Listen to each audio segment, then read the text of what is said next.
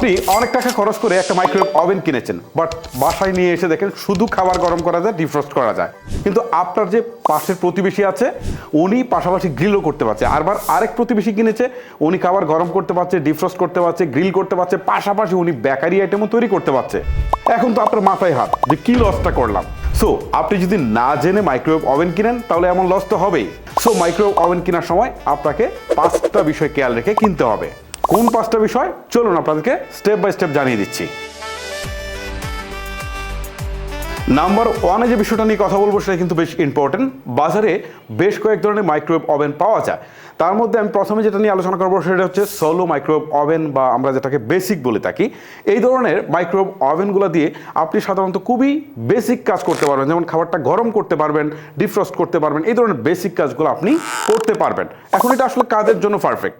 আপনি ধরুন ব্যাচেলর থাকেন বা আপনি স্টুডেন্ট আছেন, আপনার খাবার জাস্ট গরম করে খেতে হবে, এটা কিন্তু আপনার জন্য পারফেক্ট। আবার অফিসে ইউজের জন্য এটা পারফেক্ট, কারণ অফিসে তো শুধু খাবার গরম করবেন, আপনার তো ওইখানে বেকারি আইটেম তৈরি করতে হবে না, গ্রিল করতে হবে না, এটা তাদের জন্য কিন্তু পারফেক্ট। আর এই ধরনের মাইক্রোওয়েভ ওভেনগুলো সোলো বা বেসিকটা দাম কিন্তু সবচেয়ে কম হয়ে থাকে। যেমন আপনি এটা 5,000 টাকা থেকে শুরু করে 7,000, 10,000 বা 15,000 টাকার মধ্যে কিন্তু আপনি কিনতে পারবেন। আর এই ধরনের মাইক্রোওয়েভ ওভেনগুলো কিন্তু ব্যবহার করা খুবই ইজি, যে কেউ ইজিলি ব্যবহার করতে পারে, এবং এইটার বিদ্যুৎ খরচটাও কিন্তু অনেক কম হয়ে থাকে। এগুলো সাধারণত 700 থেকে 1000 ওয়াটের মধ্যে হয়ে থাকে।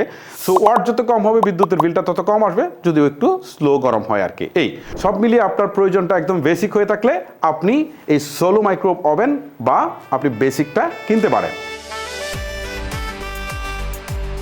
নাম্বার 2তে কথা বলবো গ্রিল মাইক্রোওয়েভ ওভেন নিয়ে।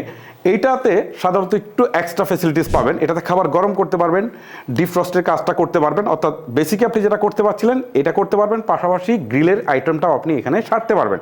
যেমন মাছ বা মাংসের গ্রিল করতে পারবেন, পনির বা চিকেন ব্রাউন করতে পারবেন, পিৎজা বার্গারের টপ ক্রিপস করতে পারবেন। সো এটা দিয়ে কিন্তু আরেকটু বেশি আইটেম করা যাচ্ছে। আর এই ধরনের মাইক্রোওয়েভ ওভেনগুলোর দাম কিন্তু একটু বেশি। এটা আসলে বিভিন্ন ব্র্যান্ড বা ক্যাপাসিটি এসব বেঁধে কিন্তু একটু কম বেশি হতে পারে। যেমন এটা 12,000 টাকা থেকে শুরু হয়ে এটা আপনার অনেক দাম পর্যন্ত যেতে পারে।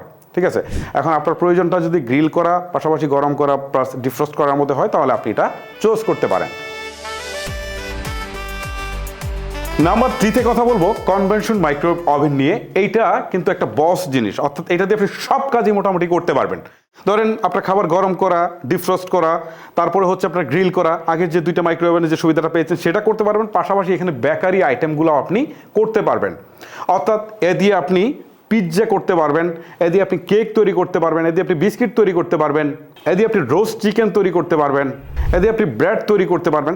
পাশাপাশি আপনার রান্নার কাজও কিন্তু আপনি করতে পারবেন, ভাত রান্না করতে পারবেন, আপনি মাছের তরকারি রান্না করতে পারবেন, মুরগির তরকারি রান্না করতে পারবেন, এই ধরনের তরকারিও কিন্তু আপনি এটা দিয়ে রান্না করতে পারবেন।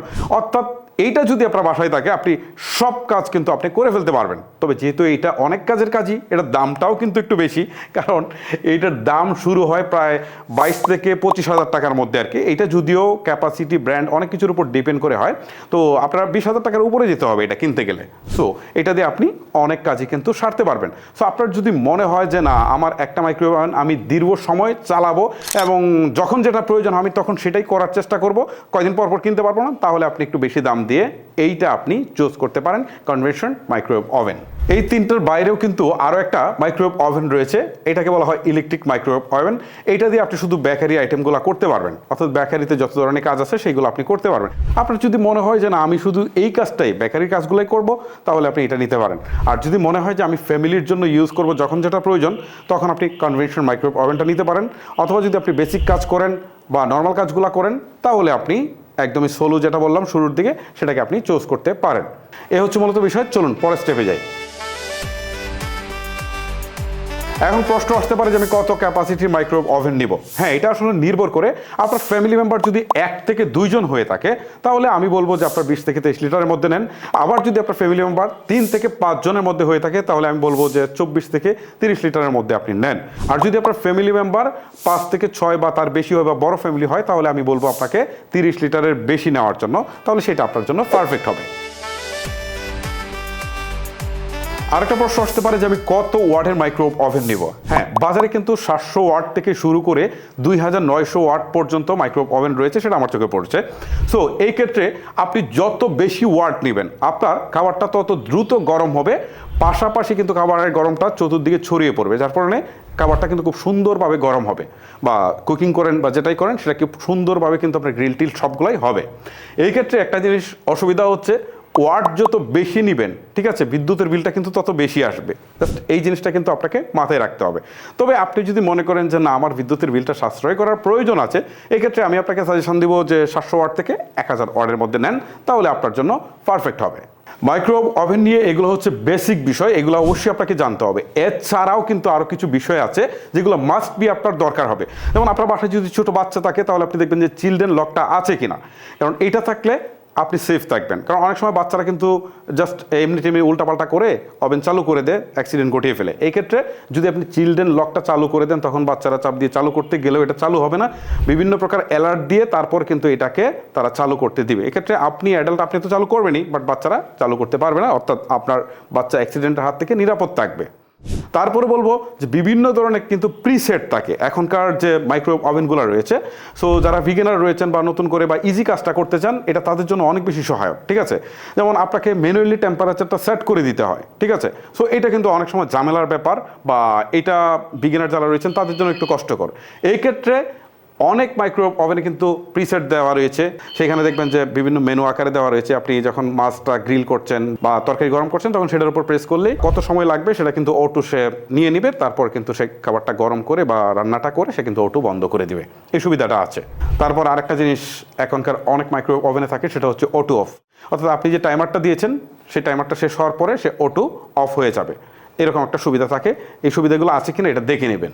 তারপর আরেকটা জিনিস দেখে নেবেন, কারণ মাইক্রো ওভেন থেকে কিন্তু অনেক সময় দুর্ঘটনা ঘটে, যার কারণে আমি বলছি যে হিট প্রোটেকশনটা আছে কিনা সেটা আপনারা দেখে নেবেন, যে আপনি যে মাইক্রো ওভেনটা কিনতে যাচ্ছেন অনেকগুলোতে থাকে, অনেকগুলোতে থাকে না। তারপর আপনাকে আরেকটা জিনিস দেখতে বলবো, সেটা হচ্ছে ইকো মোড বা এনার্জি সেভিং মোড। এইটা যদি আপনার মাইক্রো ওভেনে থাকে তাহলে আপনার বিদ্যুৎ অনেক বেশি সাশ্রয় হবে। তারপর দেখবেন আপনি ইজি ক্লিন করা যায় কিনা, এই মাইক্রো ওভেনের ডিজাইনটা কেমনভাবে করা হয়েছে সেটা দেখে আপনি চুজ করবেন। এবারে আসি একটা ইম্পর্টেন্ট বিষয়ে, যে আমি কোন মাইক্রো ওভেনটা কিনবো।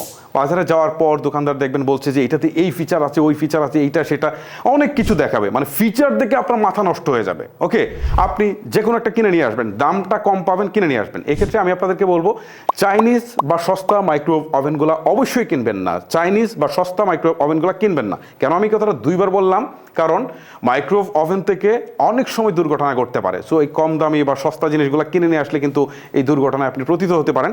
এই কারণে আমি বলবো যে কোনো একটা ব্র্যান্ড দেখে কিনবেন, ঠিক আছে। ব্র্যান্ডের মধ্যে সারা পৃথিবীতে বা বাংলাদেশে যে পপুলার রয়েছে সেটা হচ্ছে স্যামসাং, তারপর হচ্ছে এলজি, প্যানাসোনিক, শার্প, ওয়েলপুল, এইগুলো হচ্ছে বেশ পপুলার ব্র্যান্ড। এগুলোর দাম একটু বেশি লাগবে, তবে আপনারা চাইলে এগুলো থেকে যে কোনো একটা চুজ করতে পারেন। এগুলো কিন্তু কম্পারেটিভলি অনেক নিরাপদ, কারণ এদের যে বিল্ট ম্যাটেরিয়াল সেগুলো অনেক স্ট্রং হয়ে থাকে। সো সব মিলিয়ে আপনি চাইলে এগুলো যে কোনো একটা চুজ করতে পারেন, তবে মাস্ট বি চাইনিজগুলো নেবেন না। সো গাইস, এই হচ্ছে মাইক্রোওয়েভ ওভেন নিয়ে আমার আজকের ভিডিওটি আপনাদের কাছে কেমন লেগেছে সেটা আপনারা চাইলে আমাকে কমেন্ট করে জানাতে পারেন। আজকের মতো আমি হিমেল বিদায় নিচ্ছি, আল্লাহ হাফেজ।